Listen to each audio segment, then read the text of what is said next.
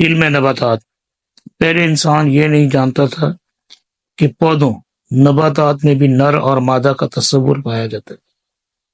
اب علم نباتات یہ بیان کرتا ہے کہ ہر ایک پودے میں نر اور مادہ کا تصور موجود ہے، حتیٰ کہ وہ پودے جو ایک ہی جنس کے حامل ہیں ان میں بھی نر اور مادہ دونوں کے نمایاں عناصر پائے جاتے ہیں، جیسا کہ قرآن پاک میں بیان کیا گیا ہے کہ اور آسمان سے پانی اتارا تو ہم نے اس سے طرح طرح کے سبزے کے جوڑے نکالے، ہر ایک دوسرے سے جدا۔ القرآن 20 آیت 53۔ قرآن پاک میں بیان کیا گیا ہے کہ ہر چیز کے جوڑے بنائے گئے اور ہم نے ہر چیز کے 2 جوڑے بنائے۔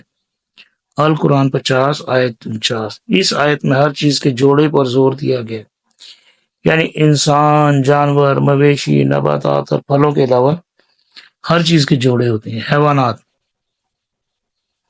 قرآن پاک کے مطابق اور جمع کیے گئے سلیمان کے لیے اس کے لشکر جنوں اور آدمیوں اور پرندوں سے تو وہ روکے جاتے تھے، یہاں تک کہ جب چیونٹیوں کے نالے پر آئے تو ایک چیونٹی بولی، اے چیونٹیوں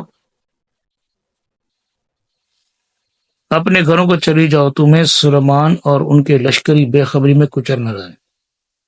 اس بات سے حضرت سلیمان علیہ السلام مسکرا کر ہنس دیے اور دعا کرنے لگے کہ اے پروردگار، تو مجھے توفیق دے کہ میں تیری ان نعمتوں کا شکر بجا لاؤں جو تو نے مجھ پر انعام کی ہیں، اور میرے ماں باپ پر، اور میں ایسے نیک اعمال کرتا رہوں جن سے تو خوش رہے، مجھے اپنی رحمت سے نیک بندوں میں شامل کر لے۔ وقال الذین 19 سورہ نمل 27 آیت 18۔ 1400 سال پہلے کوئی یہ مان سکتا تھا کہ چیونٹیاں بولتی ہیں، لیکن یہ بات درست ہے کہ ہر شے بولتی ہے اور اس کی آواز بھی پیدا ہوتی ہے، لیکن کیا وجہ ہے کہ ہم ان آوازوں کو سن نہیں سکتے؟ پہلے تو یہ سمجھ لیں، جب بھی کوئی چیز وائبریٹ کرتی ہے تو اس سے آواز پیدا ہوگی۔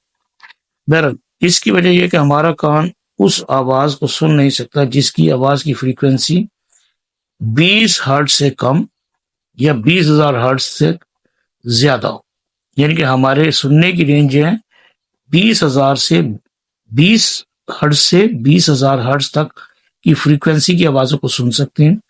20 ہرٹز سے کم آواز کی فریکوینسی کو ہم نہیں سن سکتے، اور اس سے زیادہ 20,000 ہرٹز سے زیادہ کی آواز کو بھی نہیں سنتے۔ ہم اس رینج کے اندر جو آوازیں ہوتی ہیں انہیں سن سکتے ہیں، لیکن اس رینج سے باہر کی آوازیں نہیں سن سکتے۔ 20 ہرٹز سے کم آوازوں کی توانائی یا اس کی وائبریشن اتنی کم ہوتی ہے کہ ان سے ہمارے کان کے پردے پر وائبریشن پیدا ہی نہیں ہوتا، یعنی کہ ان کا اثر ہی نہیں ہوتا۔ اور 20,000 ہرٹز سے زیادہ فریکوینسی کی آواز کی رفتار کے ساتھ ہمارے کان حرکت نہیں کر سکتے، یعنی کہ اتنی تیزی سے وائبریٹ کر ہی نہیں سکتے۔ البتہ جانور ان آوازوں کو سن سکتے ہیں، یا اللہ تعالیٰ نے حضرت سلیمان علیہ السلام کو یہ صلاحیت دی تھی کہ وہ جانوروں کی آوازوں کو سن سکتے تھے۔ آج جدید سائنسی تحقیق سے یہ بات ثابت ہو چکی ہے کہ چیونٹیوں کا طرز زندگی انسانی طرز زندگی کے انتہائی قریب تر ہے۔ ایک بات یعنی کہ ہزاروں سال پہلے یا 1400 سال پہلے قرآن پاک میں یہ بات آئی کہ چیونٹیوں کی آواز ہوتی ہے۔ ہر جاندار آواز تو پیدا کرتا ہے۔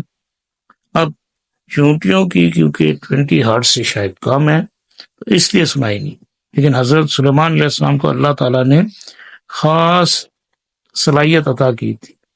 یہ بھی ایک اللہ تعالیٰ کا معجزہ۔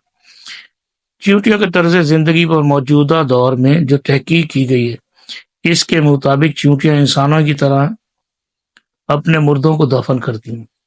اکثر و بیشتر چیونٹیاں آپس میں اکٹھی مل بیٹھ کر گپ شپ بھی کرتی ہیں۔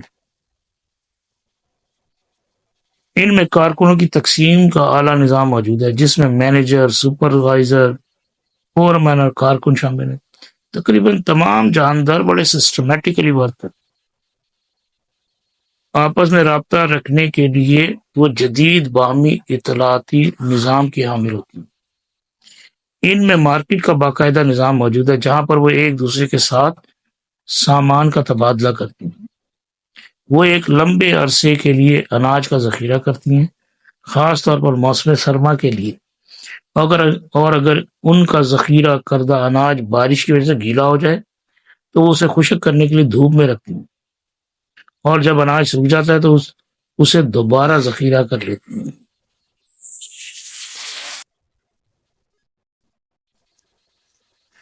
شہد انسانیت کے لیے شفا کا حامل۔ شہد کی مکھی مختلف پھولوں کا رس چوستی ہے اور اپنے جسم کے اندر اس کو شہد میں تبدیل کرتی ہے۔ اس شہد کو وہ اپنے چھتے میں ذخیرہ کرتی ہے۔ چند صدیاں پہلے انسان کو یہ بات پتہ چلی کہ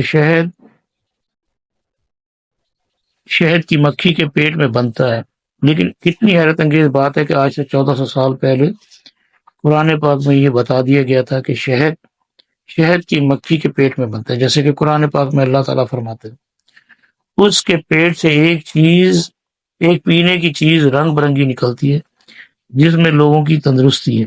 القرآن 16 آیت 69۔ ہمیں حال ہی میں یہ بات پتہ چلی ہے کہ شہد میں شفا ہے اور اس میں تندرستی عطا کرنے کی خصوصیات پائی جاتی ہیں، اور یہ جراثیم کش بھی ہے۔ دوسری جنگ عظیم میں روسی اپنے زخموں کو ٹھیک کرنے کے لیے ان پر شہد لگایا کرتے تھے، اور شہد کی جراثیم کش خصوصیات کی بدولت ان کے زخم جراثیموں سے محفوظ رہتے تھے اور حیرت انگیز طور پر ٹھیک ہو جاتے تھے۔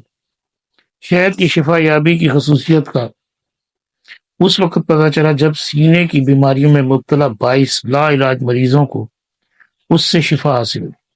یہ مریض انگلستان کے نرسنگ ہومز میں زیر علاج تھے اور سسٹر کارولی ان کے علاج معالجے پر مامور تھی۔ اس نے پروپولس سے ان مریضوں کا علاج کیا۔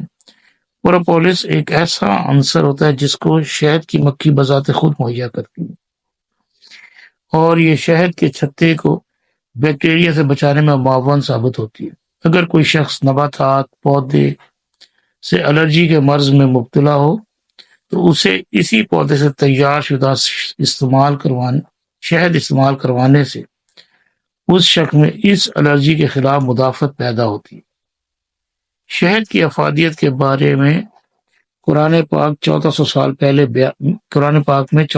پہلے بیان کیا گیا تھا، اور آج کی تحقیقات سے شہد کی افادیت ثابت ہوتی جا رہی ہے۔ قرآن پاک سائنس کی کتاب نہیں ہے، بلکہ یہ احکامات کی کتاب ہے، اور اس میں سائنس کے مطابق بہت مختصر اور اشاروں، کنایوں اور کوڈ ورڈز میں بیان کیا گیا۔ قرآن پاک میں 6000 سے زائد آیات ہیں، اور ان آیات میں سے 1000 سے زائد آیات سائنس کے بارے میں فرماتی ہیں۔